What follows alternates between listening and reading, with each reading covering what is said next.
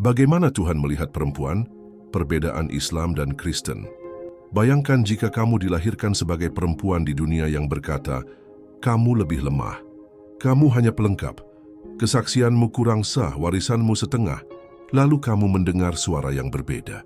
Suara yang berkata, aku memanggilmu anak, aku mati untukmu, dan aku mengangkatmu sebagai pewaris kerajaan. Pertanyaannya, siapa Tuhan yang kamu dengar? Pertanyaan besar. Setiap agama mengajarkan bahwa perempuan itu berharga, tapi tidak semua agama memandang perempuan dengan cara yang sama. Bagaimana sebenarnya posisi perempuan dalam Islam dan Kristen? Apa yang membedakan martabat, status, dan relasi perempuan di hadapan Tuhan menurut kedua iman ini? Penjelasan rasional. Dalam beberapa tafsir Islam, Hawa diciptakan dari tulang rusuk Adam. Di beberapa hadits, perempuan dikaitkan dengan sumber fitnah dan bahkan disebut sebagai mayoritas penghuni neraka. Sedangkan dalam iman Kristen, Kejadian 1 ayat 27 berkata, Allah menciptakan manusia menurut gambarnya, laki-laki dan perempuan diciptakannya. Perempuan bukan hasil sampingan, bukan sekadar penolong. Ia adalah gambar Allah, setara secara martabat. Dalam Al-Quran Surah Al-Baqarah 2 ayat 2-22 menyebut, kesaksian dua perempuan sama dengan satu laki-laki. Begitu juga dalam hukum warisan, bagian anak perempuan hanya setengah dari anak laki-laki. Tapi dalam Galatia 3 ayat 28, Alkitab menyatakan, dalam Kristus tidak ada laki-laki atau perempuan. Bukan berarti peran biologis hilang, tapi nilai di hadapan Allah sepenuhnya setara. Dalam Islam, gambaran surga sangat berfokus pada laki-laki. Ada bidadari yang bisa dinikmati pria, sungai susu dan madu, dan banyak kenikmatan jasmani. Tapi bagaimana dengan perempuan? Jawabannya samar karena tidak banyak dijelaskan, hanya dijelaskan oleh para pemuka agama tanpa dasar yang kuat. Sedangkan dalam ajaran Kristen, Yesus berkata di surga kita tidak menikah atau dinikahkan, tapi seperti malaikat Matius 22 ayat 30, tidak ada dominasi, tidak ada kelas sosial.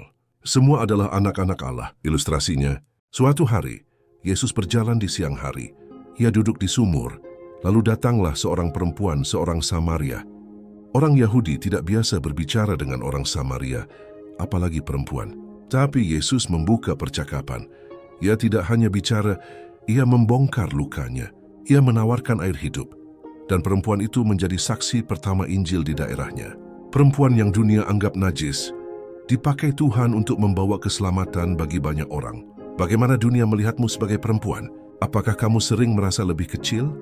Lebih diam, lebih tidak didengar? Atau apakah kamu pernah merasa bahwa iman yang kamu anut tidak sungguh mengangkat martabatmu? Apa artinya menjadi perempuan di hadapan Tuhan? Kesimpulan iman Kristen tidak hanya menghargai perempuan, tapi menebus, memulihkan, dan memanggil mereka sebagai anak-anak Allah. Yesus berbicara pada perempuan, mengajar mereka, membela mereka, dan mempercayakan Injil pertama kali kepada mereka. Bukan kepada para pria di ruang rapat, tapi kepada para perempuan di makam kosong. Ini bukan soal agama yang pro perempuan atau tidak, tapi soal siapa Tuhan yang memanggilmu. Apakah ia memandangmu sebagai hamba atau sebagai anak yang dikasihi? Dunia bisa berkata kamu terlalu lemah, terlalu emosional, terlalu tak layak bicara.